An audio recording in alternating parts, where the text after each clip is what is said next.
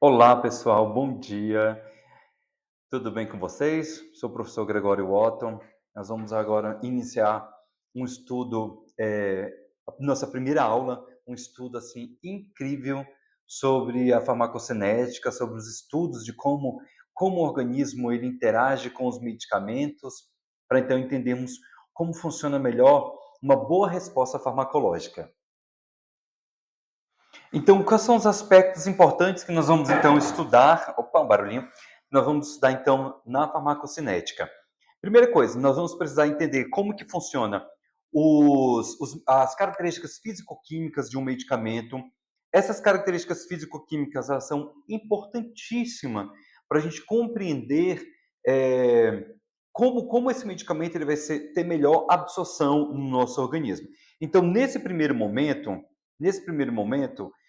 nós vamos dar características da farmacocinética. Então, o que seriam essas principais características? É que eu já ponho para vocês as etapas da farmacocinética. Então, quando eu falo de farmacocinética, nós precisamos entender o seguinte, que farmacocinética são etapas importantes que vão acontecer. Como, por exemplo, farmacocinética é como o corpo absorve, como o corpo distribui, como o corpo metaboliza ou biotransforma esse medicamento e como acontece o processo de eliminação. Por quê? A metabolização ela é fundamental, lógico, né? Absorção, distribuição, metabolização. Mas o processo excretor, a excreção do medicamento, é um ponto crucial para que toda a farmacodinâmica, que é o próximo ponto que nós vamos estudar, ela funcione de forma extremamente adequada. Caso contrário, nós temos aí o paciente pode entrar em processos de intoxicação. Então, são esses pontos relevantes que nós vamos precisar observar, ok? Então, vamos lá. Próximo ponto. Esse slide ele é incrível porque ele consegue nos trazer um panorama geral de como que a farmacocinética ela funciona. Então, a primeira coisa que a gente tem que observar é a questão da absorção do medicamento. Então, o medicamento, vai vir a sua dose, a gente tem ali a dose do medicamento, obviamente. Nós temos, então, o processo de liberação desse medicamento e logo em seguida nós temos o quê? Nós temos a absorção do medicamento. Esse medicamento ele entra em um compartimento central. Esse compartimento central a gente entende sendo como, por exemplo, o, o sangue do paciente, né? O nosso sistema circulatório. A gente já entende que aqui eu estou falando do sistema circulatório. Só que dentro desse sistema circulatório, esse fármaco ele precisa ir para locais específicos. Todavia, antes disso acontecer, esse medicamento ele precisa ser metabolizado, beleza? Então, o primeiro ponto vai ser esse. Só que antes desse medicamento ser metabolizado, esse fármaco ele pode ficar ligado a algumas proteínas plasmáticas, que essas proteínas plasmáticas elas serão fundamentais para o transporte desse medicamento, inclusive o transporte do medicamento até chegar no fígado, que é o principal, nós vamos falar um pouco mais à frente, que é o principal órgão de metabolização de medicamentos. Perfeito? Então já vamos aí guardando esse entendimento. Só que quando esse medicamento, esse fármaco, ele chega, ele alcança o fígado, nesse caso, para fazer a metabolização, ele já pode ser metabolizado e entrar na excreção, como mostra aqui o esqueminha para vocês. Então, a metabolização dele ou vai deixar esse fármaco pronto já, né, vai ser metabolizado para tornar ele ativo, ou metaboliza e faz com que essa metabolização aumente rapidamente o processo de excreção do medicamento. E nós vamos ver à frente, em alguns pontos das nossas aulas, vocês vão perceber isso, que realmente isso vai acontecer, que isso tem que acontecer. Então, alguns medicamentos, uma porcentagem dos medicamentos que já são absorvidos pelo trato gastrointestinal, essa absorção ela já sofre uma diminuição, quase em torno de 15%. Então, como é que a gente entende isso? A gente entende da seguinte forma: se você dando um exemplo prático para vocês fixarem melhor, funciona assim. Se eu tenho eu vou utilizar um medicamento de 100 miligramas. Esse medicamento de 100 miligramas precisa passar por várias etapas até ser absorvido. Inclusive tem influência de pH, tem influência de motilidade do trato gastrointestinal, que também nós vamos explorar isso com bastante cuidado. Só que dessa porcentagem dos 100 miligramas, quase que 15% não é absorvido. Então já cai próximo de 85 miligramas para ser absorvido. Quando esse medicamento ele alcançar o sistema circulatório e chegar até o órgão metabolizador, que é o fígado, ele também vai perder. Ele vai ser metabolizado, já para ser excretado. E isso pode chegar próximo de 7%. Então, olha o tanto, né, de porcentagens que eu vou que já irá diminuir no processo de liberação desse medicamento. Mas entendam que na metabolização já acontece ali uma rota de excreção. Caso não aconteça logo essa rota de excreção, né, o restante desse medicamento, obviamente ele será o quê? Metabolizado, ele vai ficar na sua forma ativa. E ficando na sua forma ativa, ele então ganha rotas específicas. Uma dessas rotas vai ser o local de ação. Então vamos simplificar isso. O que seria o local de ação? Se o paciente utiliza um medicamento, vamos supor, para hipertensão. Esse medicamento para hipertensão, ele age obrigatoriamente, ele vai agir, por exemplo, nos canais de cálcio. Então, o local de ação dele é os canais de cálcio. Entendeu? Então, o local de ação é os canais de cálcio. Foi metabolizado e foi para o seu local de ação. Beleza? Mas também pode acontecer de alguns fármacos eles sofrerem o que nós chamamos de reservatório tecidual. Ou seja, eles escapam para alguns tecidos. Fármacos com características mais lipossolúveis têm essa característica de, de migrar para tecido adiposo. Ou seja, cria-se um reservatório. Então isso é bom, porque então, né, vai criar um reservatório do medicamento. Nem sempre isso é uma vantagem. Porque quando eu penso em medicamentos de baixo índice terapêutico, quando eu penso em paciente idoso, que pode ter uma reintrodução de concentrações do medicamento na corrente sanguínea, justamente por conta desse reservatório, já não é uma boa, não é uma vantagem eu ter isso. Mas nós vamos conversar um pouco mais à frente sobre isso. E o outro ponto que pode acontecer é o processo, então, de ação local inespecífico. O que seria isso? É quando a gente entende que pode acontecer os efeitos adversos da medicação, ok? Significa que, além do local de ação, o fármaco também pode, a molécula do fármaco, ela pode agir em locais inespecíficos. Isso pode gerar, então, efeitos adversos da medicação. Ok? Em alguns livros, por exemplo, se vocês pegarem o livro do Hangdale mesmo, o Farmacologia, Fundamentos de Farmacologia, né, do Hangdale, ele traz lá uma nomenclatura até engraçada. Ele fala que isso pode ser o que é considerado como prostituição farmacológica. Estranho esse nome, mas é isso mesmo, prostituição farmacológica. Vamos lá, a próxima etapa. Próxima etapa, a gente precisa entender agora o processo de absorção. Então, o processo de absorção envolve o transporte dos fármacos através da membrana plasmática. E quando eu penso, aí vamos raciocinar, né? Vamos pegar aqui o entendimento. Quando eu falo de transporte de fármacos através da membrana, eu tenho que lembrar, por exemplo, que o trato gastrointestinal nós temos as membranas celulares. Isso significa que esse fármaco ele precisa vencer essa barreira, ele precisa ter a penetração, a penetrabilidade através das barreiras celulares.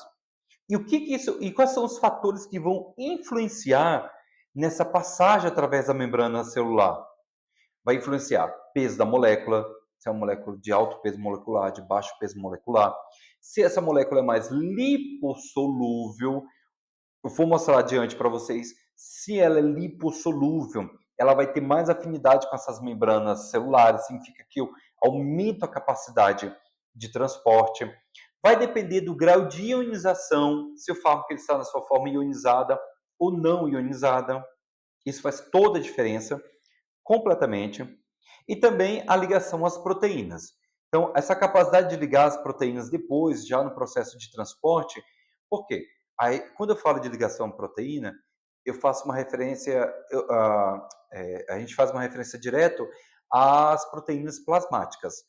Então, o fármaco ficar ligado por um tempo maior ou um tempo menor à proteína plasmática, isso também influencia diretamente na liberação desse medicamento.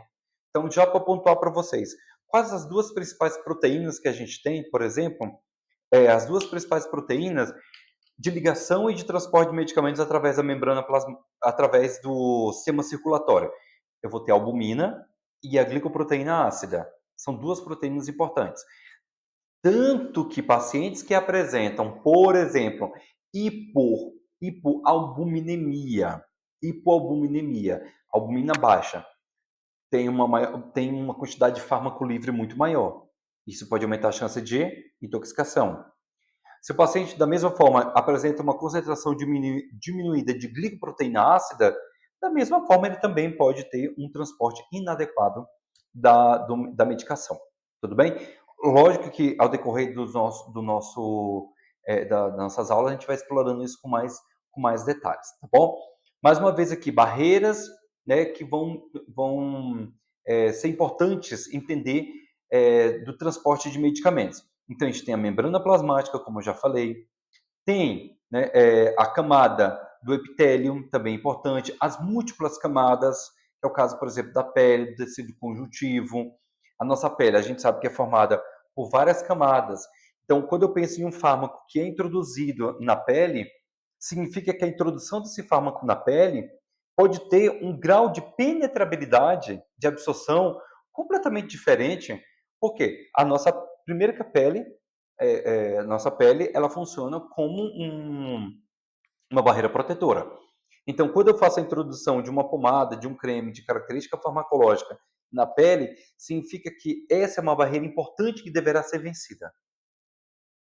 Já, né, a gente já vai guardando esse raciocínio que eu preciso ter maneiras de vencer esta barreira, para ela ficar, né, para o fármaco ficar disponível, tá bom? E claro, o destino final do fármaco também vai influenciar, porque eu posso ter variações de receptor, eu posso ter um processo de baixa, de interferência de fatores genéticos também. Já falando sobre fatores genéticos, eu vou pontuar ao caso da PGP, né, que é a glicoproteína P. Ela é uma proteína que ela é presente no nosso trato gastrointestinal. Essa glicoproteína, ela funciona como uma bomba de transporte reverso de medicamento. O que significa? O fármaco é absorvido através do tecido, né, das mucosas do trato gastrointestinal, lá do tecido intestinal, dos enterócitos, né?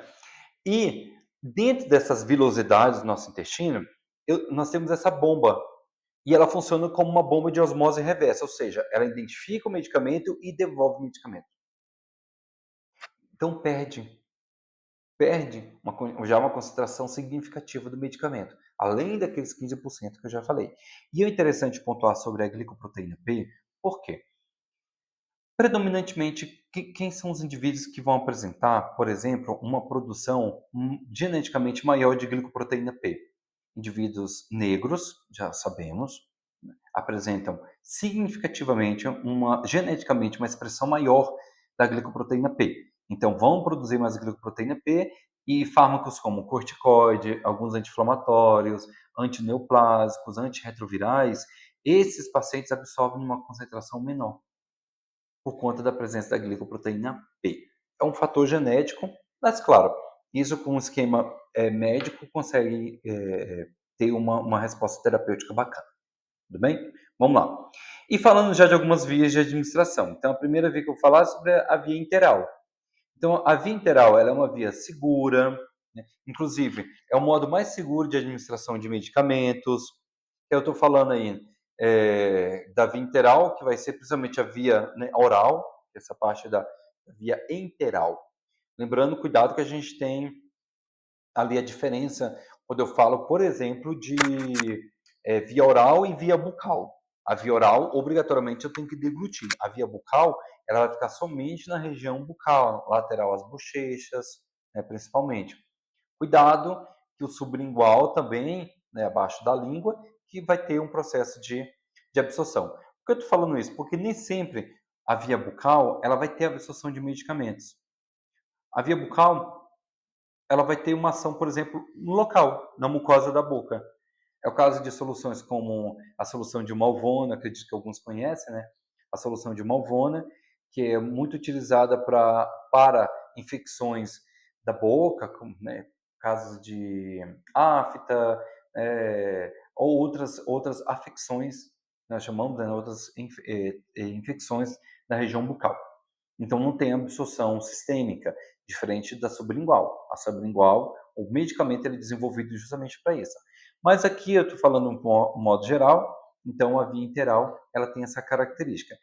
É a via mais frequentemente utilizada por conveniência, inclusive, né, porque ela é facilmente, então ela dá mais autonomia para os pacientes. Se a gente pensar em pacientes como os pacientes idosos, que muitas vezes não tem alguém para ou não tem alguém para dar um suporte para esse idoso, então ele consegue ter autonomia para tomar para tomar a medicação sozinho. Então tem esses confortos da via, essas conveniências da via enteral. E também é econômico. Para produzir, por exemplo, um medicamento injetável, nós estamos falando de os medicamentos injetáveis são medicamentos que precisam ser estéreis. Então isso demanda uma tecnologia maior, isso demanda um valor agregado em cima desse medicamento. Consequentemente, isso aumenta o valor, diferente do medicamento por via interal. Claro, salvo os medicamentos, por exemplo, os medicamentos revestidos, medicamentos de liberação prolongada, liberação controlada, liberação retardada. Então, tem todas essas diferenças que pode agregar um pouquinho ali o valor, né? Mas, no geral, a gente sabe que é uma via bem mais confortável para ser utilizada. Então vamos lá. Eu quero falar de algumas vantagens. Assim como tem vantagens, existem as desvantagens também de cada uma das vias, né? Vantagens, até mencionei algumas. A facilidade da auto-administração também. Em casos de intoxicação, reverter o quadro de intoxicação com o uso de carvão ativado vai ser uma boa, em casos, né, graves de intoxicação. Vai ter uma maior aceitação dos pacientes, porque nem todo mundo gosta de utilizar medicamentos por via injetável, agulha, enfim, né, vamos entrar nessas particularidades de medo por enquanto. Tem uma maior aceitação de alguns pacientes também e, obviamente, um menor custo de produção, um menor custo de distribuição, não precisa de transportes adequados. Pensando em outros fármacos, em outros produtos, por exemplo, que precisa de um transporte refrigerado, de proteção de luz, enfim.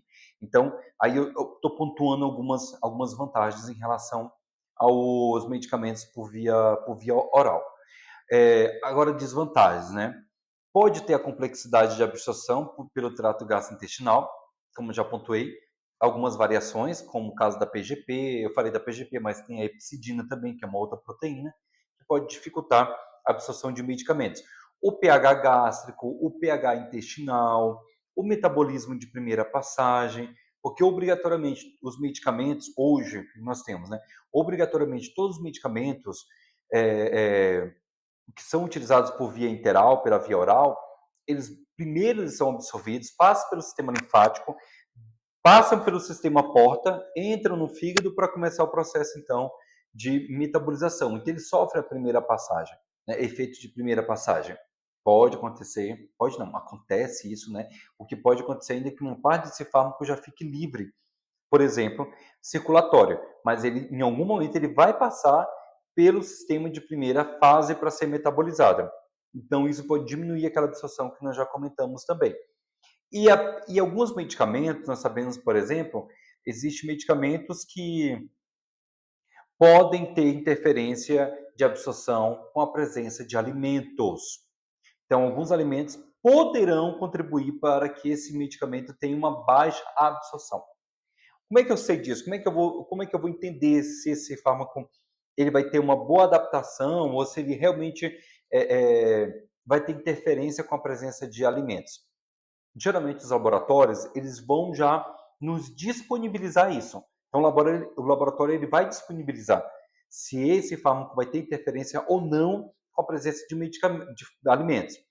Lembrando que existe nós temos aí fármacos que serão melhor absorvidos com a presença de alimentos, ou que não vão sofrer nenhuma interferência se tem ou não a presença de alimentos. Então, deixa eu dar um exemplo, né? O propanolol, que é um fármaco usado para hipertensão. Lá, se você pegar a bula, ele vai dizer que se for consumido com alimentos que tenham um pouquinho mais de gordura, ele é melhor absorvido. A isotretinoína, que é um medicamento utilizado para pacientes com acne, né, que é um tratamento de escolha para pacientes com casos graves de acne. Também tem uma boa absorção na presença ali de alimentos. Então é muito variado. No geral, na dúvida, a gente sempre vai consumir, fazer o uso da medicação distante de um horário da alimentação, né? Então a gente segue nós seguimos então essa recomendação. Agora na própria bula fala isso para a gente, o laboratório já traz isso de uma forma bem pontual. Então fica fácil também dar uma lidazinha rápida na bula, a gente vê. Então vamos lá. Tem algumas preparações pela via oral, eu já falei de algumas para vocês, revestimento entérico, é um medicamento, ele é revestido justamente para que quando ele passar pelo trato gastrointestinal não sofra interferências na matriz, é porque os medicamentos de revestimento entérico, nós temos, é como se fosse, deixa eu pegar esse meu protetor labial para explicar. Então eu tenho aqui um revestimento e dentro eu tenho uma matriz. Então, é como se fosse aqui a matriz e esse é o revestimento. Então, quando o fármaco ele vem com esse revestimento, é para proteção gástrica. Então, ele vai passar pelo sistema gastrointestinal, ele não vai sofrer interferências pelo pH gástrico, e só porque tem um revestimento que esse revestimento vai ser atacado e é o tempo que ele vai passar e entregar a matriz lá no duodeno, por exemplo, né? Então, tem ali como vencer essa etapa sem sofrer nenhuma interferência significativa. E tem a liberação também prolongada. Aí nós temos vários tipos de liberação prolongada. Nós temos a liberação lenta, a liberação retardada. O que significa? É o mesmo raciocínio, com uma diferença que a matriz tá internamente e eu tenho várias películas ao redor dessa matriz. Então, entre uma película e outra, eu já tenho uma concentração do fármaco. É só imaginar uma cebola. Eu gosto de dar o exemplo da cebola. Então, o medicamento de liberação prolongada ou retardada, enfim, a gente pode seguir um raciocínio da cebola. Então, a cebola tem aquelas camadas. Imagina que entre uma camada e outra da cebola, naqueles espaços, eu tenho um medicamento. Então, quando aquela casca ela é tirada, eu libero o medicamento. Quando a próxima casca é liberada, eu tiro o medicamento. Então, isso possibilita uma liberação prolongada, uma liberação programada da medicação. Entendeu? Então, cada vez que descasca, eu vou liberando uma concentração do medicamento. Isso é presente em alguns medicamentos por liberação prolongada, retardada. E um detalhe, não posso esquecer de falar disso. Um detalhe importante. Pessoal, partir medicamento já não é uma indicação bacana, porque as pessoas acham que, vou pegar ali o comprimido de 50 miligramas, vou partir, vou ter 25, 25. Isso é uma discussão que nós vamos ter em um dado momento, mas o que eu quero que vocês guardem é o seguinte, não existe recomendação para ser feito isso. Isso eu estou falando de um comprimido normal. Quando se trata, então, de medicamentos revertidos, em hipótese alguma, esse medicamento deve ser partido, tá bom? Isso tem que ficar muito claro. Se é um medicamento de liberação prolongada, um medicamento revertido, esse medicamento ele não pode ser partido. O verniz, o revestimento que tem nele é justamente para protegê-lo. Se você tira essa proteção, você coloca o medicamento em um ambiente que não é favorável para ele e vai perdendo. Isso pode, então, causar ionização do medicamento, essa ionização vai prejudicar a absorção do medicamento, pode causar precipitação do medicamento, enfim, mudança de estrutura molecular. Então, não é recomendado, nunca será recomendada partir comprimida, ainda mais partir, né, dividir medicamento revestido. Então, não. Administração sublingual, como eu falei para vocês, ali eu tenho uma absorção direta do medicamento, evita algumas barreiras importantes, principalmente as barreiras do trato gastrointestinal, vai ter uma absorção mais rápida, isso é fato, é uma via bem que apresenta uma velocidade de absorção muito rápida, que inclusive a gente consegue driblar, né, ali o sistema de primeira fase. Então, uma parte já não precisa da primeira fase, só que eu não consigo colocar grandes quantidades de medicamentos por via sublingual. E sem contar que alguns medicamentos, alguns fármacos, a característica farmacológica não permite isso, porque criaria um processo inflamatório pelo próprio medicamento, tá? Uma irritação. Então, não dá para colocar todos os medicamentos por via sublingual. Claro que alguns medicamentos mais emergenciais, por exemplo, a gente tem a absorção por via sublingual. É o caso, por exemplo, de medicamentos que são usados para pacientes com angina. Um exemplo que eu gosto de pontuar é o mononitrato de isosorbida, o dinitrato de isosorbida. São medicamentos que geralmente quem já teve algum quadro de infarto, o médico prescreve de forma emergencial. Por quê? Se o paciente sente uma angina, significa que ele pode estar reinfartando, né? Ou se ele já tem um risco maior de infarto. A utilização desse medicamento por via sublingual absorve rapidamente o medicamento. Então, tira o paciente do efeito grave do infarto em si.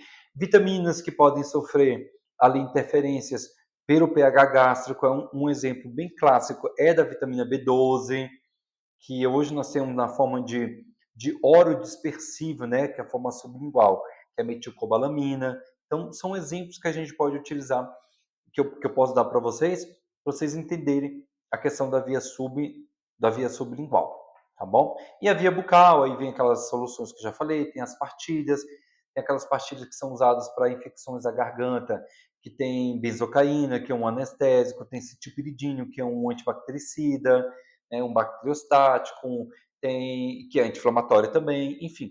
Então, são as possibilidades que nós temos de tratamento, tá bom?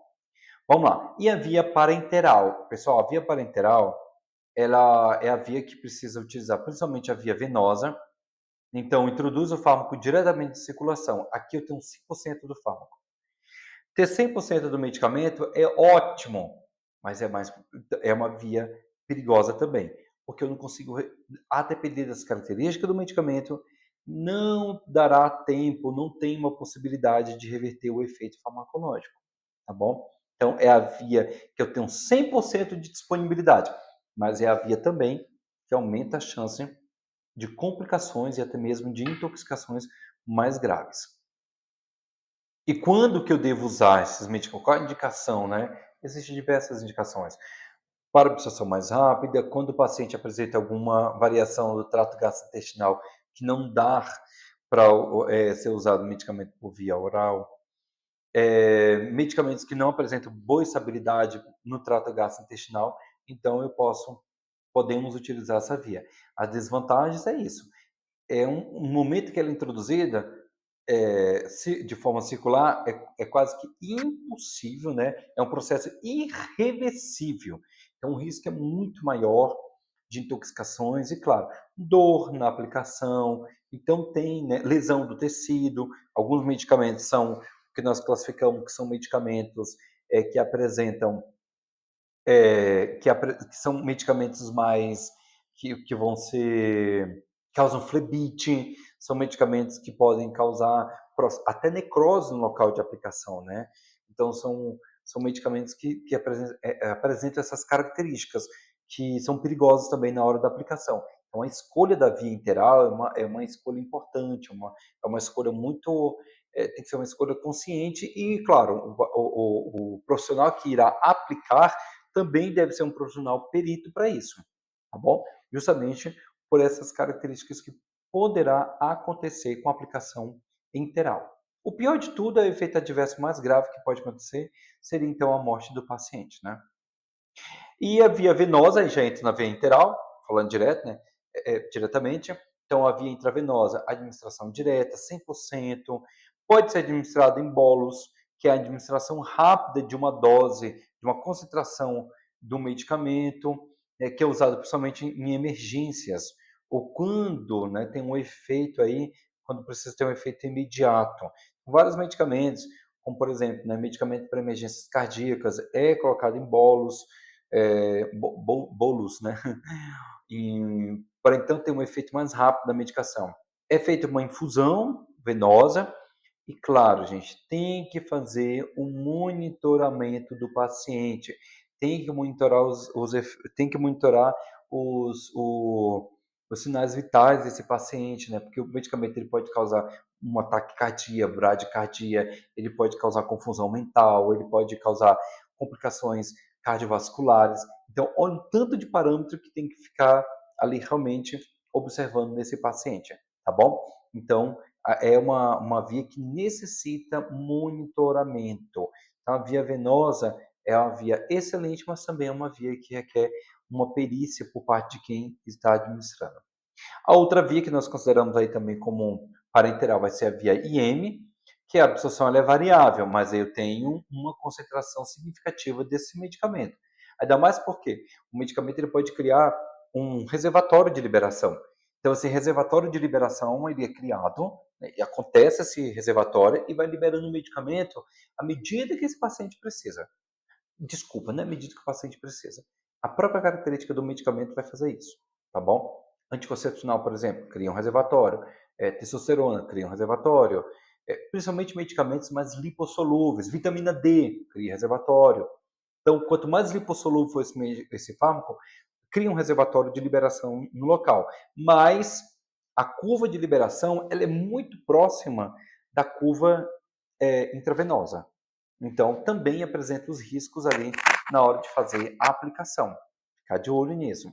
Então, tem que ter a técnica de preparo, ter uma técnica segura, tem que ter escolha segura do músculo. Então, eu tenho que saber qual é o volume que eu posso aplicar no deltoide, eu tenho que saber qual é o volume que eu posso aplicar no vasto lateral, eu tenho que saber qual é o volume adequado para aplicação no ventro glúteo, no dorso glúteo, apesar que nós temos recomendações hoje que é utilizar mais o ventro glúteo para fazer as aplicações.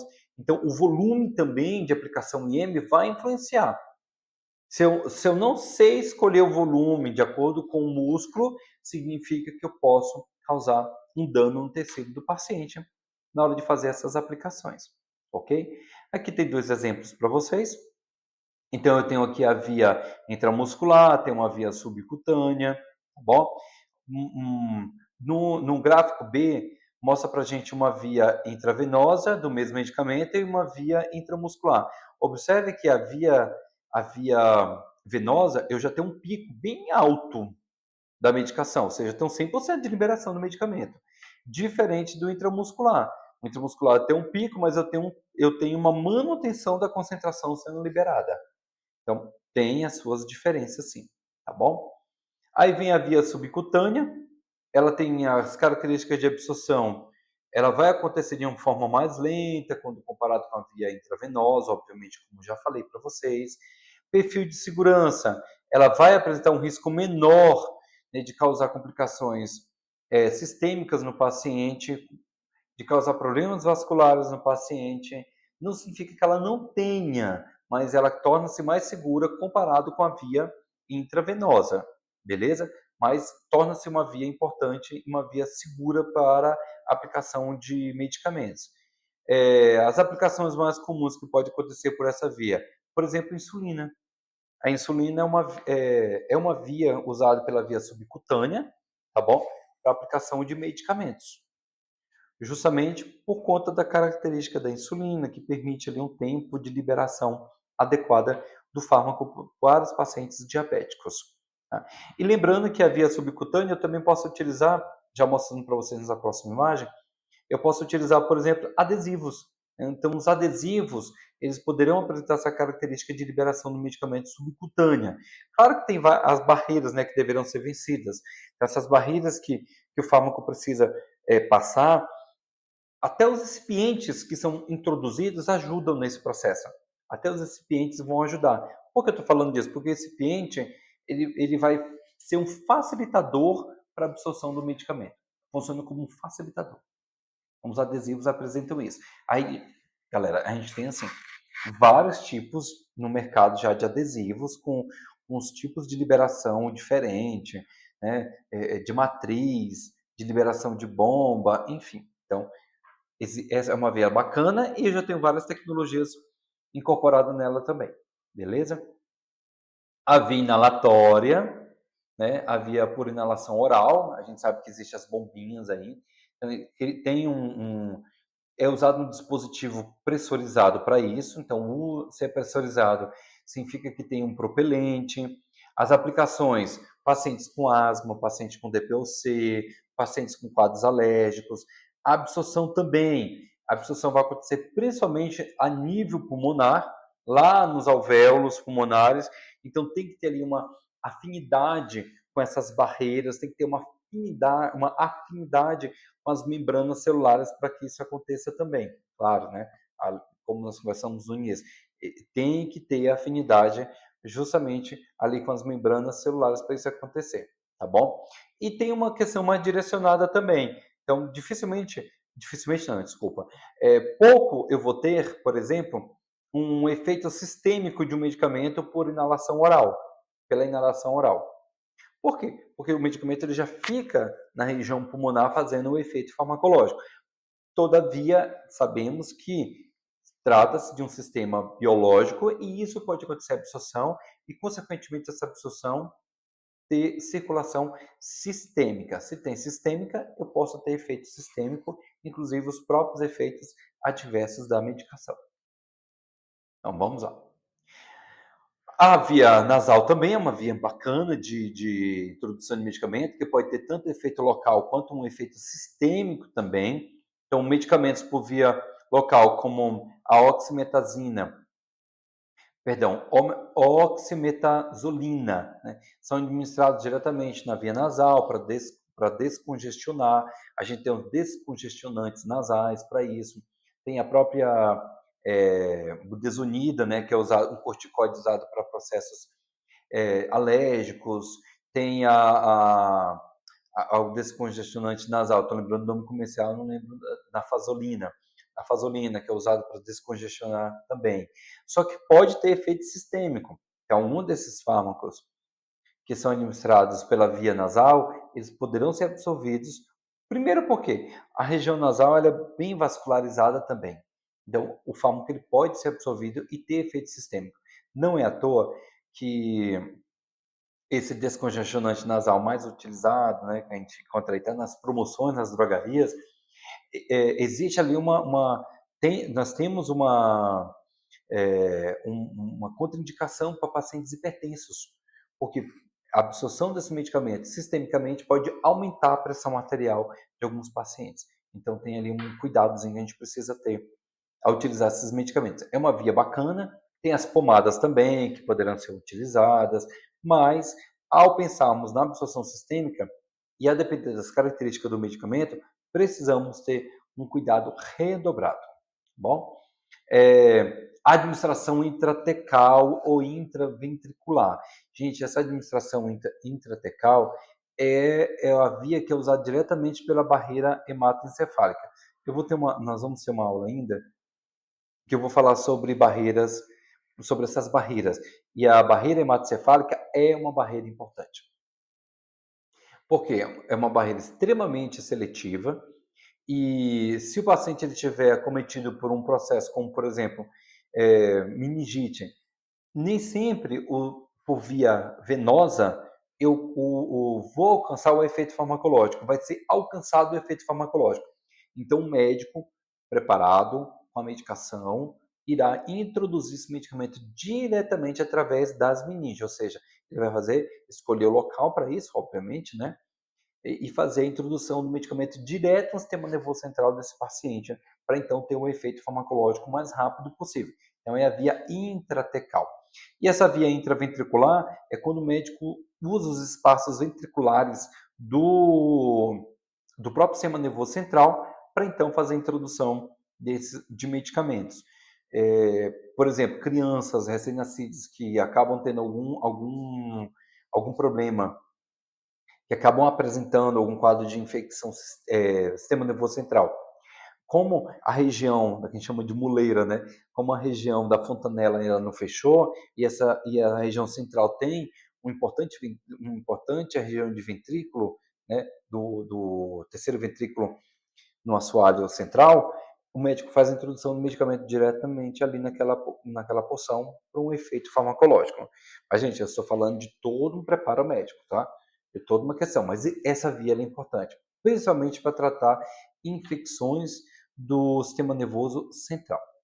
A via tópica já falamos um pouquinho sobre ela, né, as barreiras que deverão ser enfrentadas para ter um efeito. A administração transdérmica, que usa ali os adesivos, o mecanismo de absorção vai ser variável também, então temos que ficar de olho nisso, que pode ser utilizado essa via. Tem até um cálculo que a gente faz, um cálculo que determina qual é a velocidade de absorção por centímetro quadrado de pele. Então tem um cálculo que a gente consegue determinar mais ou menos. Uma coisa eu já te adianto, uma coisa eu adianto para vocês. Geralmente as pessoas acham que quanto mais elas colocarem, criar uma camada, né, fazer ali uma camada enorme de pomada, vai ser melhor. Não, eu tenho que criar um peliculado, eu tenho que criar uma película, né, película já até é o diminutivo de pele, né, então eu tenho que criar uma pelinha, não existe essa palavra, tá, gente? Então eu tenho que criar um peliculado bem fino, porque eu aumento a capacidade de absorção. Então, a via transdérmica ela tem essa característica. E um detalhe, o pH da pele também influencia nesse processo de absorção, mas a gente vai ter uma aula que eu vou falar bastante sobre essa questão da influência do pH. Via retal. Gente, a via retal também é uma via importante de introdução de medicamentos. Porque muitas vezes o paciente ele não tem condições de utilizar um medicamento pela via oral. Ele não tem condições. Ele é impossibilitado de utilizar um medicamento pela via oral. Ele não tem condições de usar um medicamento pela via intravenosa. Então, a via retal ela é uma via importante também de introdução de medicamentos. Só que 50% do que é introduzido pela via retal sofre metabolismo de primeira passagem. Então, já é uma desvantagem que pode acontecer em relação a isso. Outra desvantagem é que a região retal ela precisa estar esvaziada, de preferência, tá bom? Se tiver a presença de material fecal, por exemplo, a introdução de um supositório pode deflagrar um estímulo da região retal, né, a fazer a expulsão do material fecal e, consequentemente, também já a expulsão do supositório que foi introduzido. Então, tem essas particularidades. Processos inflamatórios no local também poderão prejudicar a absorção do medicamento, quando a gente pensa na mudança do próprio pH pela presença inflamatória. Então, essa via é uma via bacana, em termos, por exemplo, de alternativa, mas também tem as suas desvantagens. Geralmente, o início da ação, aí pode ser ação local ou ação sistêmica, de 15 a 30 minutos, depende muito da base do medicamento, se foi feito com cera, se foi feito com glicerina, tem essas questões farmacotécnicas também. E o processo de biodisponibilidade, 70% já pode ter ali de biodisponibilidade do medicamento introduzido pela via retal. Nesse quadro eu coloquei aqui algumas comparações, né, comparação entre as vias. Então a via oral, o início, ela é lenta, pode ser de 30 a 60 minutos. A biodisponibilidade, olha a biodisponibilidade, vai variar aí entre 20 a 80%. Já falamos sobre isso, né? A conveniência é alta, porque tem a autonomia do paciente. Sublingual, ela é rápida, de 5 a 15 minutos. Tem uma alta biodisponibilidade. A conveniência é média, porque pode causar desconforto na região da boca. Intravenosa, a ação ela é imediata, às vezes menor do que 1 minuto. Biodisponibilidade de 100%. A conveniência baixa. Por quê? O paciente não tem como se auto-aplicar, então ele tem que depende de uma outra pessoa para fazer isso. E tem a questão do risco de intoxicação maior também, como nós já falamos. Intramuscular, ela é intermediária, o efeito pode começar entre 10 a 30 minutos. Se a gente fizer aqui um valor médio, vai dar mais ou menos 20 minutos, né, de início de ação. A disponibilidade é alta, de 75% a 100%, e a conveniência também é baixa, porque tem aqueles fatores, né. Subcutânea, é intermediário o tempo de ação, de 15 a 30 minutos. A disponibilidade também é relativamente alta, né, de 35% perdão, de 75 a 100%, porque eu aplico na região subcutânea, então eu preciso de uma agulha para fazer isso, beleza? A conveniência é média, que às vezes o paciente ele pode se auto-aplicar, pensando no paciente diabético. Inalatória é rápido, de 2 a 5 minutos, também é variável. Olha como é variável, porque depende de fatores físico-químicos também, de 10 a 90%, e a conveniência também ela é média, porque nem sempre o paciente consegue, né? Tem pacientes que, ao utilizar aquela bombinha, se ele não souber fazer o processo de sucção, ele não envia a medicação ele não envia a medicação para o sistema respiratório, ele acaba enviando a medicação para o sistema gastrointestinal, ele respira e vai para o estômago, e não para o sistema pulmonar. Então, tem essa variável. Inalação, né, que já falamos, obviamente, e a transdérmica. A absorção ela é lenta, pode demorar horas, ela é variável também, e a conveniência ela é alta porque o paciente pode fazer a autoaplicação, então, do produto, tá bom? Então, vários fatores podem influenciar na escolha da via de absorção. Então, essa primeira parte, o que eu queria trazer, que eu queria não, que eu trouxe para vocês é exatamente todas as vias de absorção de medicamentos, ok? E as suas vantagens e desvantagens e as particularidades que cada uma dessas vias proporciona para o nosso paciente. Mas como para o entendimento farmacocinético, a via de administração, a via que vai ser usada para administrar e, consequentemente, para o processo de absorção do medicamento, é fundamental esse processo de escolha. Então, nossa primeira aula foi pontuando exatamente isso. Fico à disposição de vocês para esclarecimentos, fico à disposição para curiosidades, fica à disposição para vocês trazerem casos clínicos para a gente também, que é extremamente rico quando vocês também trazem as experiências de vocês. E, claro, encontro vocês na nossa próxima aula.